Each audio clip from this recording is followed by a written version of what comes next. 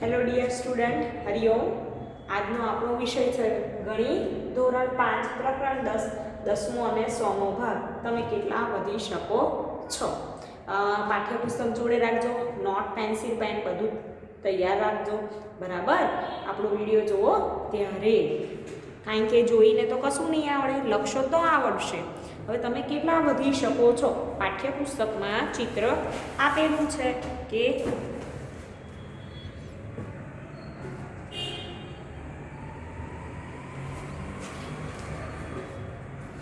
હું પાઠ્યપુસ્તક લઈશ, એમાં તમે જુઓ પાઠ્યપુસ્તકમાં એ અને બી, એમાં શ્વાસ બહાર કાઢ્યા પછી અને ઊંડો શ્વાસ લઈને શ્વાસ બહાર કાઢ્યા પછી 1.52 મીટર અને ઊંડો શ્વાસ લઈને જ્યારે શ્વાસ લીધેલો હોય ત્યારે 1.82 મીટર.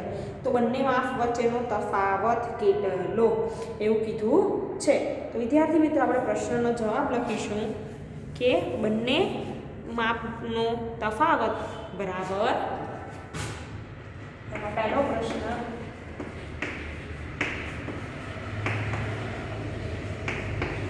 બંને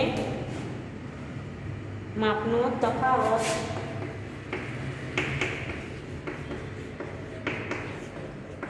કેટલો થાય? તો આપણે જોઈશું 1.82 માંથી 1.52 મીટર શું કરવાનું? બાદ કરવાના રહેશે. 1.82 મીટર માઇનસ 1.52 મીટર. હવે બાદબાકી કરીએ તો કેટલા થશે? 0.30 મીટર. કેટલા થશે? 0.30 મીટર. હવે એવું કીધું છે કે તમારા પોતાના માટે આ ક્રિયા કરો અને તફાવત માપો. એવું તો તમારે બધાએ આ રીતે માપવાનું છે. તમારા પોતાના માટે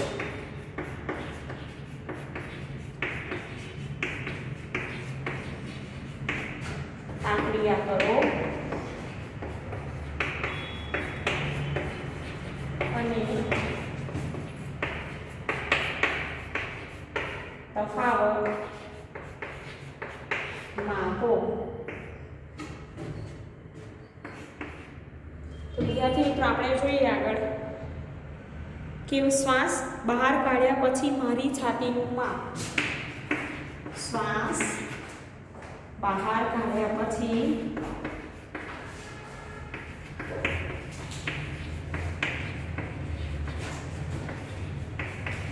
મારી છાતીનું માપ બરાબર 74 સેન્ટીમીટર.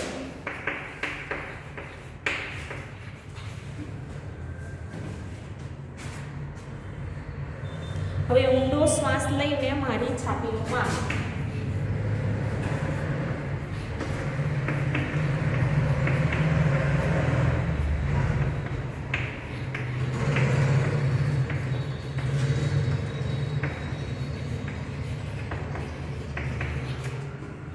ઊંડો શ્વાસ લઈને મારી છાતીનું માપ કેટલું થાય?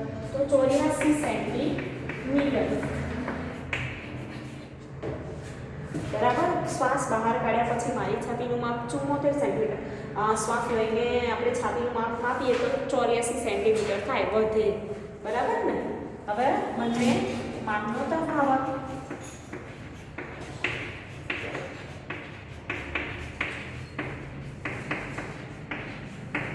બરાબર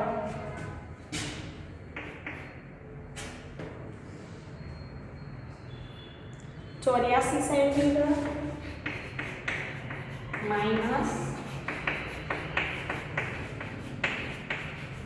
74. આ 84 માંથી 74 શું કરવાના? બાદ કરવાના રહેશે. તો કેટલા થશે? 10 સેન્ટીમીટર. આપણે જ્યારે બહાર કાઢીએ ત્યારે છાતીનું માપ ઘટી જાય અને શ્વાસ લઈએ ત્યારે છાતીનું માપ શું હોય? વધારે હોય છે. બીજો પ્રશ્ન છે કે અહીંયા વાત છે કે તમારે 2 મીટરની ઊંચાઈ સુધી પહોંચવા માટે વધુ 45 સેમી વધવાની જરૂર છે. ચિત્ર આપ્યું છે. આપણી શાળામાં પણ આવી રીતે જ્યારે આરોગ્યના અધિકારીઓ આવતા હોય છે ત્યારે તમારી ઊંચાઈ માપતા હોય, તમારું વજન કેટલું હોય છે એ પણ માપતા હોય છે અને પછી લેસન ડાયરીમાં તમે નોંધતા હોવ છો અને એ જાતે નોંધી આપે છે તમે નાના છોકરા હો એટલે. તો એમ અહીંયા પણ તમે જુઓ કે આપ્યું છે ચિત્ર, એમાં માપી રહ્યું છે ઊંચાઈ છોકરાની. તો તમે જુઓ કે આવી રીતે તમારા ઘરમાં અથવા તો તમે ક્યાંક ગયા હોય ત્યાં તમે તમારી ઊંચાઈ કોઈ પાર્ક હોય કે એવી જગ્યાએ રમત ગમતમાં સાધનોમાં એમાં આવી રીતે ઊંચાઈ માપવાનું ઘણી જગ્યાએ હોય છે તો તમારે તમારી ઊંચાઈ માપી જોવાની રહેશે. હવે પ્રશ્ન છે કે દિનેશે 2 મીટરની ઊંચાઈ સુધી પહોંચવા માટે વધુ 45 સેમી વધવાની જરૂર છે, તો તેની ઊંચાઈ મીટરમાં કેટલી છે? એવું કીધું છે કે તો તેની ઊંચાઈ મીટરમાં કેટલી છે. હવે આપણે જાણીએ, પ્રશ્ન જોઈશું દિનેશ.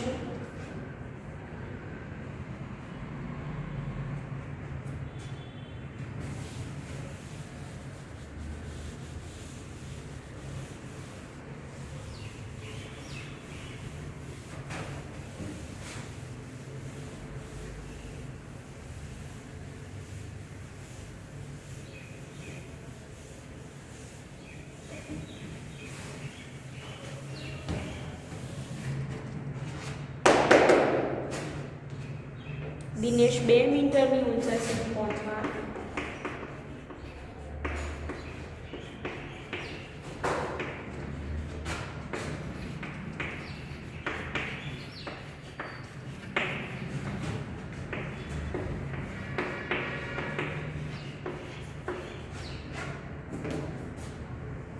માટે વધુ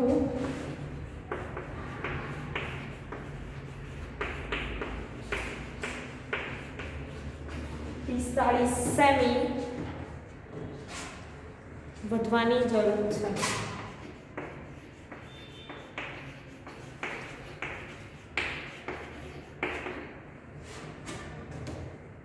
તો તેની ઊંચાઈ મીટરમાં કેટલી છે?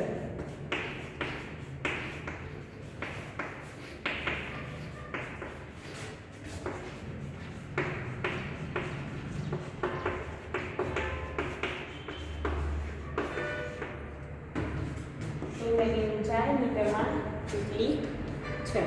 એવું કીધું છે કે દિનેશ 2 મીટર ઊંચાઈ સુધી પહોંચવા માટે આટલા. હવે વિચારવાનું રહેશે કે 2 મીટરમાં પહોંચવા એટલે 45 સેમી ઓછું પડે છે હજુ, તો એની ઊંચાઈ મીટરમાં કેટલી હશે? બરાબર, તો વિચારીએ આપણે.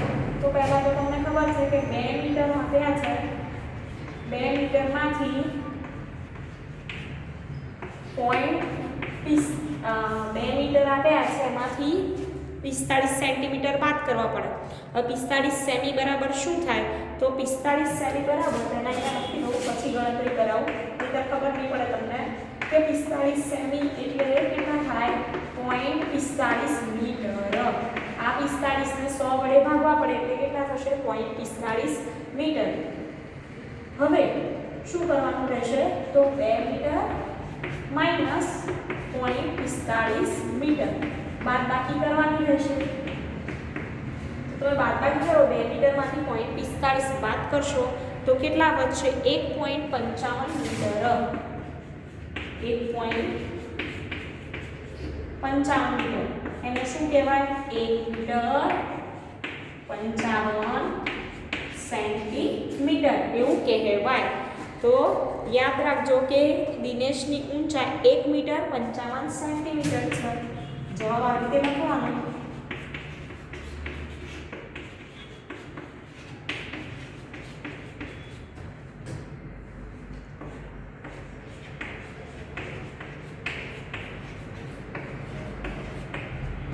એક મીટર 55 સેન્ટીમીટર છે.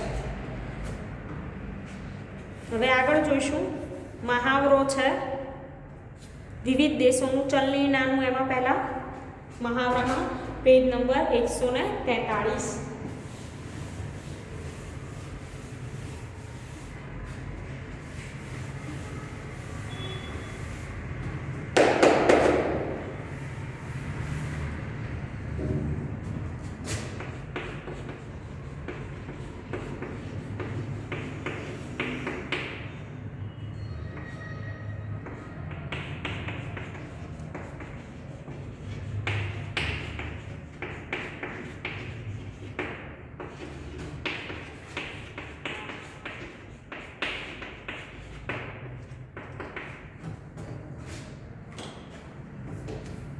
વિદ્યાર્થી મિત્રો, વિવિધ દેશોનું ચલણી નાણું.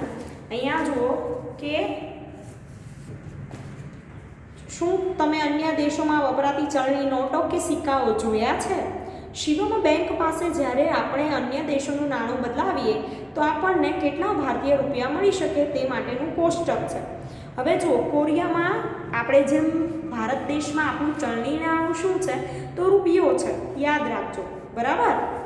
હવે એવી જ રીતે કોરિયામાં દેશના નામ આપ્યા છે, નાણું આપ્યું છે અને ભારતીય રૂપિયામાં આપેલા છે.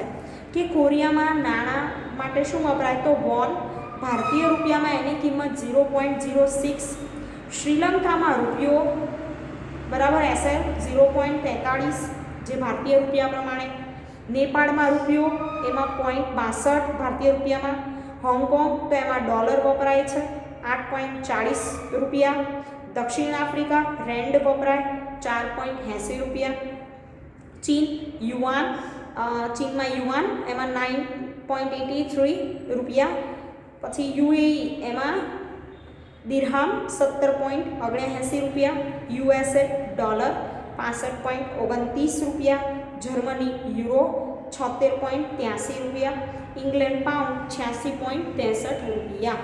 એટલે કે આ ભાવ 4/10/2017ના રોજના છે, બરાબર. આપણે જાણીએ છીએ કે અલગ અલગ દેશોમાં ચલણી નાણું પણ કેવું હોય, અલગ અલગ. તો અહીંયા તમારે દેશોના નામ, એનું ચલણી નાણું અને ભારતીય રૂપિયામાં તેની કિંમત કેટલી છે એ તમારે ગણતરી કરવાની રહેશે. તો હવે પ્રશ્ન જોઈશું આપણે કે શું તમે અન્ય દેશોમાં વપરાતી ચલણ નોટો કે સિક્કા જોયા છે?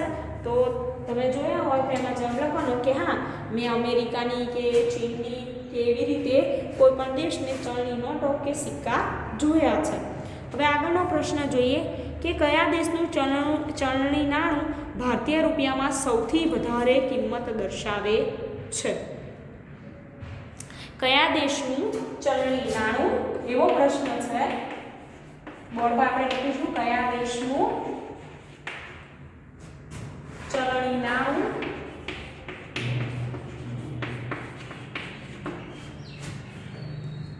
ભારતીય રૂપિયામાં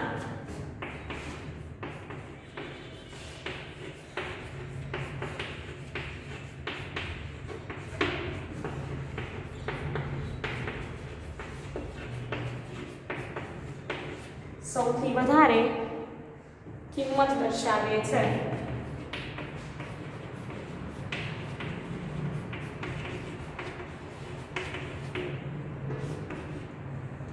બરાબર.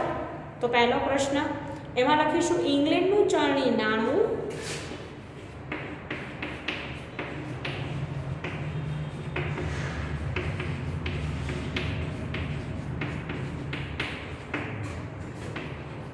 ભારતીય રૂપિયામાં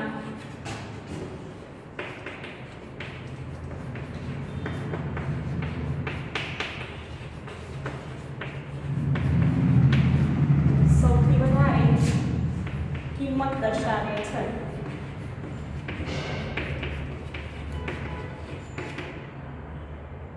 બીજો પ્રશ્ન જોઈએ.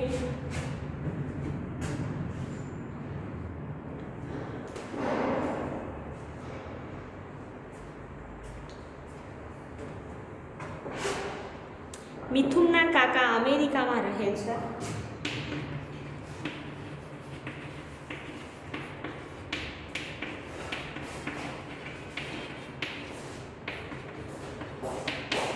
અમેરિકામાં રહે છે. તે મિથુનને ભેટ તરીકે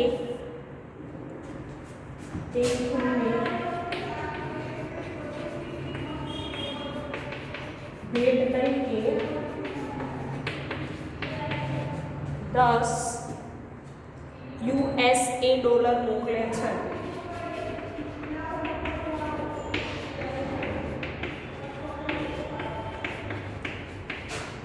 ડોલર મોકલે છે. મિથુન તેમાંથી શાળા પ્રવાસ માટે 350 રૂપિયા વાપરે છે. મિથુન તેમાંથી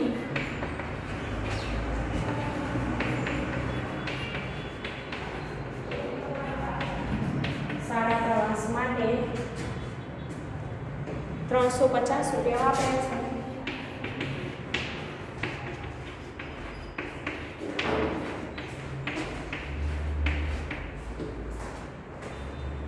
તો તેની પાસે કેટલા રૂપિયા બચશે?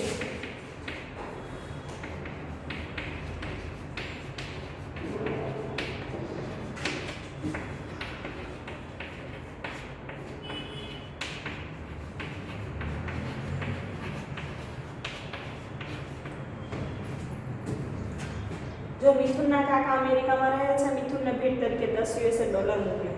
હવે એણે શાળા પાસ માટે ₹350 વાપર્યા. તો તેની પાસે કેટલા રૂપિયા બચશે એવું પૂછ્યું છે. તો વિદ્યાર્થી મિત્રો, મિથુનને કાકા તરફથી મળેલી રકમ આપણે ગણતરી કરીશું.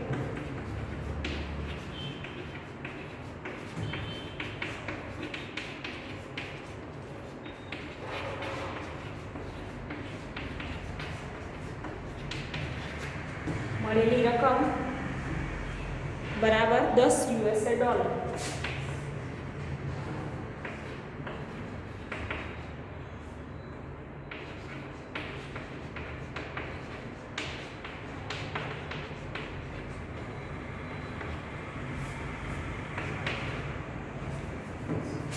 હવે $10 બરાબર ભારતીય રૂપિયા કેટલા? તો આપણે જાણીએ, જુઓ તમારા ટેક્સ્ટ બુકમાં કે 65.29 $1 બરાબર, અહીંયા હું લખીશ $1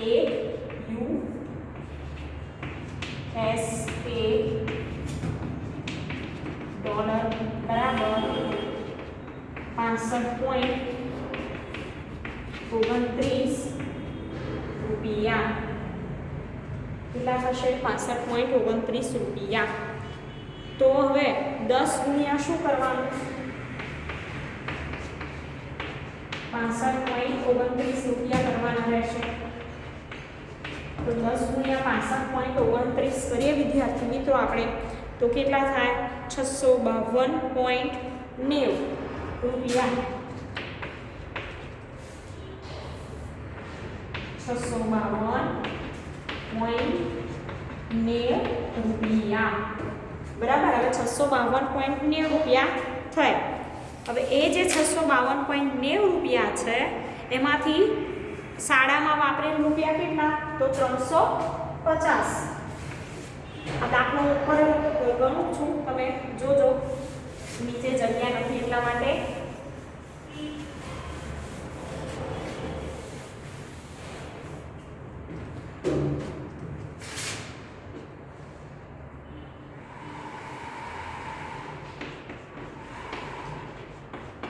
શાળા પ્રવાસમાં વાપરેલ રકમ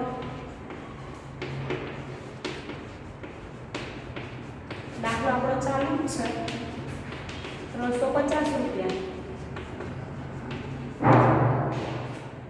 હવે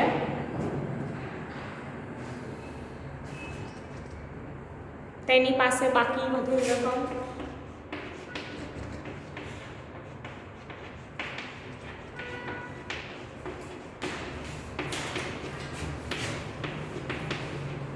બરાબર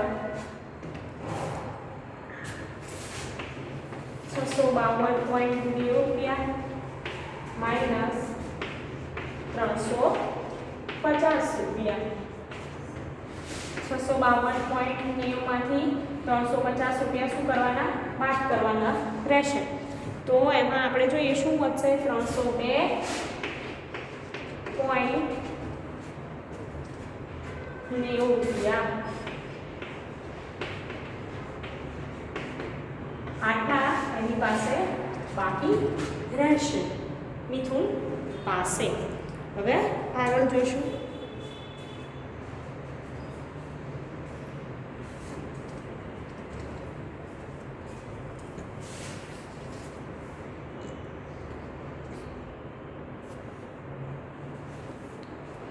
તો વિદ્યાર્થી મિત્રો, આપણે આ વિડીયોમાં આટલે સુધી જ રાખીશું.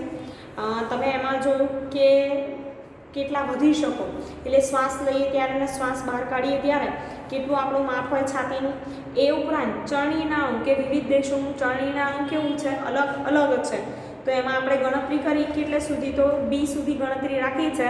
આગળની ગણતરી આપણે આગળના વિડીયોમાં જોઈશું. તો તમે તમારી નોટબુકમાં દેશ, ચલણી નાણું લખી તૈયાર કરજો. એની કિંમત ભારતીય રૂપિયામાં કેટલી થાય, એવી રીતે પ્રશ્ન આડાઅવળી પૂછાઈ શકે કે $1 બરાબર કેટલા, 1 દિરહામ બરાબર કેટલા રૂપિયા, કે નેપાળનો 1 રૂપિયો છે તો એ ભારતમાં કેટલા રૂપિયા બરાબર છે. તો આવી ગણતરી તમારે આવતી હોય તો એના માટે તમને એટલી ખબર પડવી જોઈએ કે નાણું કયા દેશનું કયું છે અને એની કિંમત કેટલી થાય. અને આપણા જે આ દાખલા છે એ પણ નોટબુકમાં લખી તૈયાર કરજો. Thank you.